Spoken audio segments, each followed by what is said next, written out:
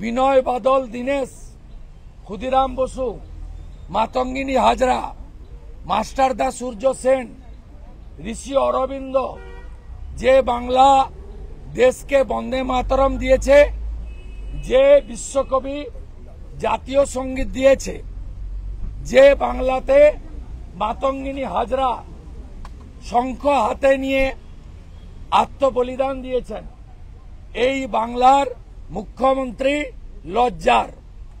তিনি আমাকে যা বলেছেন ঠিক আছে, নতুন ইংরেজি আমি শুনলাম, humping dumping lawyer, humping dumping lawyer. আমার বাম পাশে হেডমাস্টার আছেন দীপক বর্মন, এটা কৃতি স্কুলে। আমি জিজ্ঞেস করেছিলাম মাস্টারমশাই এই ইংরেজির মানে কি, তিনি বললেন অপারক। এই প্রথম শুনলাম।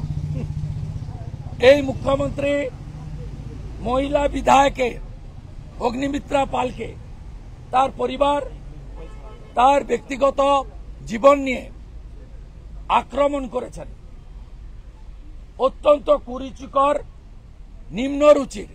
আমরা অনেকবারই বলেছি যে কালীঘাটের নালার নর্দমার পাশে থেকে থেকে এনার আচার আচরণ, মুখের ভাষা নর্দমার মতোই হয়েছে।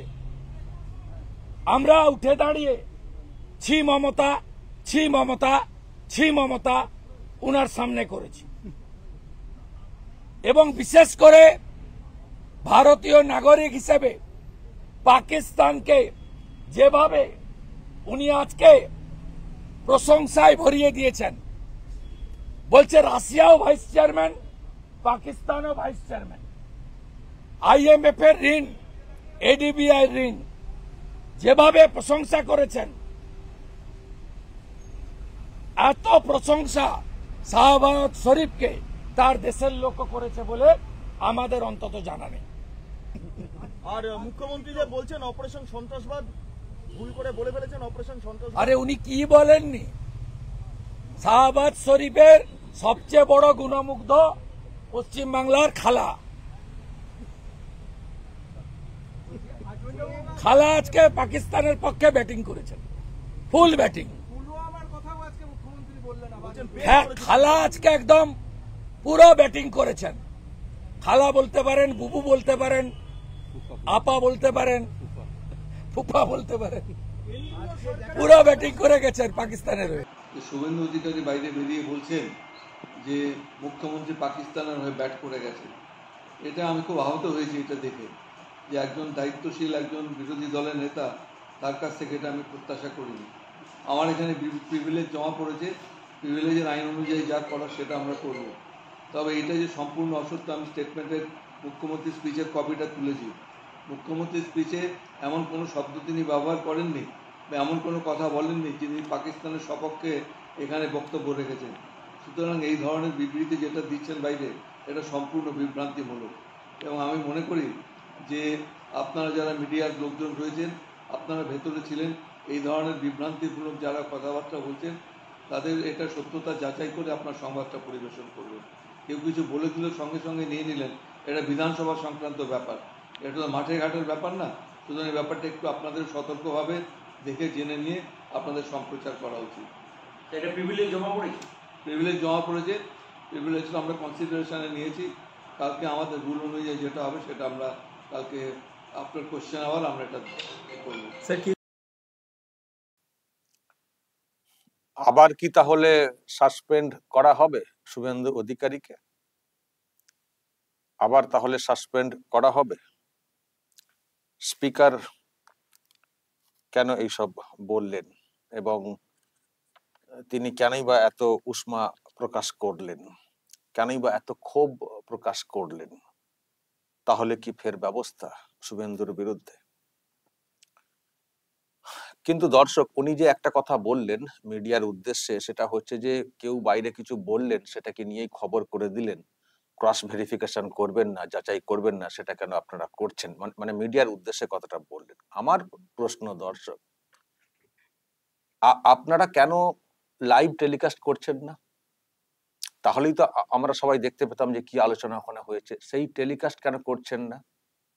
আরো তো অন্যান্য রাজ্যের বিধানসভার সেশন তো আমরা দেখি, তো সেখানে তো লাইভ টেলিকাস্ট হয়। ইউপিতে যে ইউপির বিরুদ্ধে কত কথা আপনারা বলেন, সেখানে লাইভ টেলিকাস্ট হয়। বিভিন্ন রাজ্যের তো লাইভ টেলিকাস্ট হয়। তো আপনারা কেন লাইভ টেলিকাস্ট করেন না? কিসের ভয় আপনাদের? মিডিয়াকে বলছেন যাচাই করবেন, যাচাই কোত্থেকে করবেন? যাচাই কোত্থেকে করবেন? সবাই যে ওখানে থাকতে পারেন সেটা না। সেশন হয়ে যাওয়ার পরে বক্তব্য আকারে যখন প্রেসের সামনে আসে, তার ভিত্তিতে খবর হয়। কেউ কিছু বললেন, তার বক্তব্য তুলে ধরা হয়, আবার উল্টো কেউ কিছু বললে সেটাও তুলে ধরা হয়। শুভেন্দু অধিকারী বলেছেন, সেটা তুলে ধরা হয়েছে। আপনি বলেছেন, আপনারটাও তুলে ধরা হচ্ছে। তো যাচাই যাচাই বলছেন, অবশ্যই আমরাও তো যাচাই করতে চাই এবং সেটা জনগণের সামনে স্বচ্ছভাবে আমরাও তুলে ধরতে চাই। কিন্তু আপনি কি সেটা চান? আপনার বিধানসভা কি সেটা চাই যে মানুষের কাছে পুরো ঘটনা একেবারে পুরোপুরি সত্য হিসেবে যাক? সেটা কি বিধানসভা চায়? আপনি কি সেটা চান? তাহলে লাইভ টেলিকাস্ট কেন করেন না? আপনার মুখ্যমন্ত্রী নবান্নে ছোট্ট একটা প্রেস মিট করলে সেটাকে লাইভ টেলিকাস্ট করা হয়। আর বিধানসভার মতো একটা জায়গা যেখানে কি হচ্ছে না হচ্ছে রাজ্যের প্রত্যেকটা মানুষের জানার কথা, শোনার কথা, নবান্নের ওই প্রেস মিট শোনার থেকেও। কারণ বিধানসভাটা হচ্ছে জনপ্রতিনিধিদের একটা জায়গা। জনপ্রতিনিধি, জনগণের ভোটে যারা জিতে এসছেন, তারা বিধানসভার অন্দরে চর্চাতে, আলোচনাতে তারা থাকবেন। তো সেখানে কি হচ্ছে, মানে যাদেরকে রাজ্যের মানুষ তাদের এলাকা থেকে পাঠিয়েছেন, তাদেরকে শোনাবেন না কি আলোচনা হচ্ছে বিধানসভাতে? তো লাইভ টেলিকাস্ট কেন করেননি? কেন করেননি? লাইভ স্ট্রিমিং কেন করেননি? বা মিডিয়াকে লাইভ টেলিকাস্ট করতে কেন দেননি? ভিতরে কি হয়েছে না হয়েছে সবটা সবসময় শোনাও যায় না। তো বাইরে এসে যা মানে বলেন নেতারা, তার ভিত্তিতে খবর হয়। তো এখন মিডিয়াকে দোষারোপ করছেন, যাচাই করবেন। যদি আপনি চান যে সত্য স্বচ্ছ বিষয়টা সমাজে যাক, তাহলে আপনার সবার আগে লাইভ স্ট্রিমিং বা লাইভ টেলিকাস্ট করার উদ্যোগ নেওয়া দরকার ছিল। কোথায় করেছেন? করেন না তো। আপনার তো বিরাট ভয়, বা আপনার নেতৃত্ব বিরাট ভয়।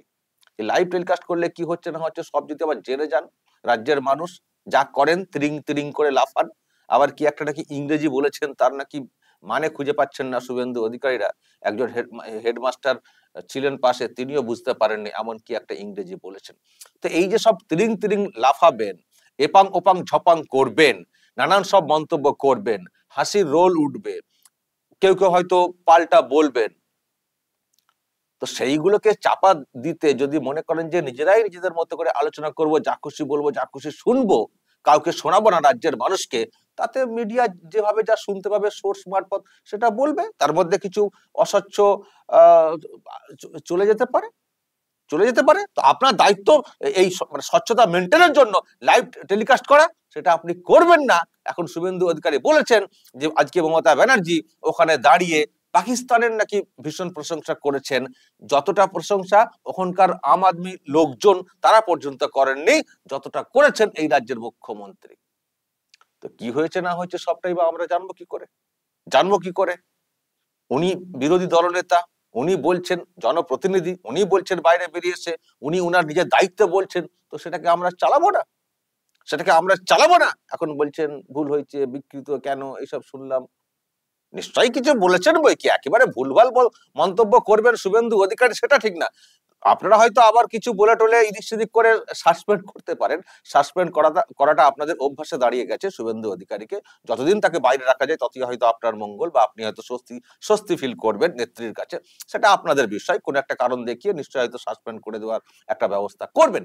কিন্তু উনি বলেছেন, আমরা শুনেছি, আর আপনারাও লাইভ টেলিকাস্ট করেননি, ফলে আপনারাও মনে হচ্ছে কিছু আড়াল করতে চেয়েছিলেন, ফলে যেটুকু প্রকাশ্যে আসছে সেটা কি আমরা গুরুত্ব দিচ্ছি। আর আমি আবার বলতে চাই, যেটা নিশ্চয়ই কিছু বলেছেন, ঘুরিয়ে পেয়েছি, হয়তো ডিরেক্টলি শুভেন্দু অধিকারী যেভাবে বললেন হয়তো ডিরেক্টলি ওইভাবে আসেনি। নিশ্চয়ই মানে উনিও তো একজন বিচক্ষণ মানুষ। আপনি বলছেন এক, বোঝাচ্ছেন অন্য, বা আপনি একটা জিনিসকে বোঝাতে চাইছেন একটু ঘুরিয়ে পেঁচিয়ে, সেটা হয়তো হয়েছে, কিছু একটা তো হয়েছে। এমনি বলবেন কেন? নিশ্চয়ই পাকিস্তানকে প্রশংসা করার মতো কিছু শব্দ বন্ধ বা অ্যাঙ্গেল বলার ক্ষেত্রে, বক্তব্যের ক্ষেত্রে নিশ্চয়ই এসছে বই কি। হয়তো এক্ষুনি বলবেন, কোথায় সেই লাইনটা আমাকে দেখাও যে শেহবাজ শরীফ খুব ভালো মানুষ, তার আমি প্রশংসা করি, কোথায় বলেছেন? ওই রকম লাইনগত অর্থ তো, লাইন তো সবসময় থাকে না। সবসময় তো লাইন থাকে না, অনেক সময় এটাও হয় কোনো লাইন না বলে, কোনো কথা না বলেও সমর্থন জানানো যায় না।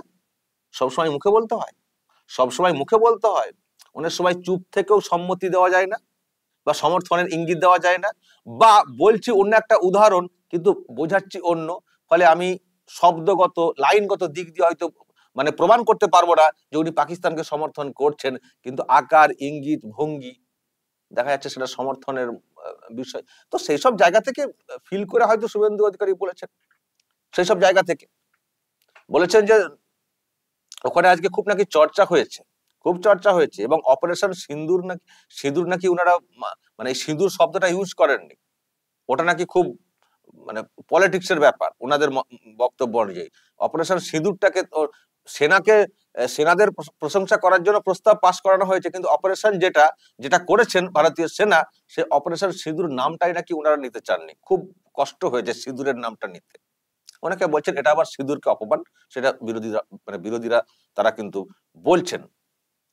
তো এইসব হয়েছে, অনেক কিছু হয়েছে, আর এইসব করতে গিয়ে পাকিস্তানের পদক্ষেপ, পাকিস্তানের অবস্থান, পাকিস্তানকে কোথায় আবার সভাপতির আসনে বসানো হচ্ছে অমক তমক বলে, পাকিস্তান ঋণ টিন পাচ্ছে বলে, যেন পাকিস্তান বিরাট ভালো কাজ করছে, সেই জন্যই আর কি তারা এইরকম জায়গা পাচ্ছে, মানে এরকম কিছু একটা বোঝানোর চেষ্টা হয়েছে। না হলে শুভেন্দু অধিকারী ওইরকম ডিরেক্টলি বলবেন না। ওই যে বললাম, যদি আমরা নিজেরাও শুনতে পেতাম লাইভ স্ট্রিমিং, তাহলে আমরা আরো ক্লিয়ার বুঝতে পারতাম। তো এখন কিছু করার নেই, শুভেন্দু বলেছেন। তো আপনি তাহলে যখন আপনি বলছেন, তাহলে লাইভ টেলিকাস্টটা ওই যেটা রেকর্ড হয়েছে ওটা চালিয়ে দিন না, তাহলে তো আমরা পরিষ্কার বুঝতে পারবো আমাদের বক্তব্য কেন লাইভ টেলিকাস্ট করছেন না, কেন প্রোগ্রাম বক্তব্য কেন প্রকাশ্যে আনছেন না, কিসের জন্য আপনার এত ভয়? হ্যাঁ, সব ন্যাকামো আর ড্রামা তো শেষ নেই। সব ন্যাকামি কি মানুষ বুঝতে পারছেন না? আপনার কি উদ্দেশ্য? আপনাদের তো একটাই উদ্দেশ্য, সেটা হচ্ছে ভোট ব্যাংক।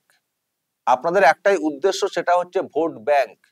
সংখ্যালঘু ভোটটা না চটে যায়, সেই জন্য যেখানে যা বললে হয় কইলে হয় সেটা বলা কওয়া। তো সেখান থেকে কিছু জিস্ট হয়তো বের করে আনছেন শুভেন্দু অধিকারীরা, এবং সেটা তারা বলছেন। এখন বলেছেন বলে খুব গায়ে লেগে গেছে। পাকিস্তানের প্রশংসা করেছেন, পাকিস্তানের হয়ে ব্যাটিং করেছেন বলাতে হয়তো এটা ভাবছে, তাহলে কি হিন্দু ভোট যেটুকু দরকার ছিল সেটা আবার চলে যাবে নাকি, হয়তো সেই জন্য এতটা রিয়াকশন দেওয়া, ব্যবস্থা নেব, নিন ব্যবস্থা। আমরা আর কি বলবো? আমাদেরকে আপনি শোনাতে দেননি কি হয়েছে না হয়েছে, ফলে আমরা আর কি বলবো? তবে যদি সত্যি এটা হয়ে থাকে, ঘুরিয়ে পেঁচিয়ে হলেও পাকিস্তানের প্রশংসা করা, তাহলে বলবো সত্যি খুব লজ্জাজনক, খুব দুর্ভাগ্যের যে একটি রাজ্যের মুখ্যমন্ত্রী ভারতবর্ষের, তিনি এই রকম ঘুরিয়ে পেঁচিয়ে হলেও পাকিস্তানের পাশে দাঁড়িয়েছেন, পাকিস্তানের প্রশংসা করেছেন।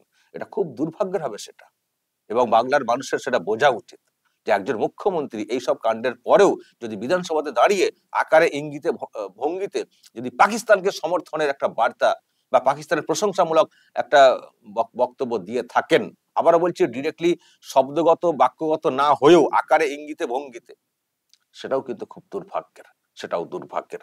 এখন দেখা যাক শুভেন্দুর ভাগ্যে আবার কি আছে, আবার না সাসপেন্ড হয়ে যান।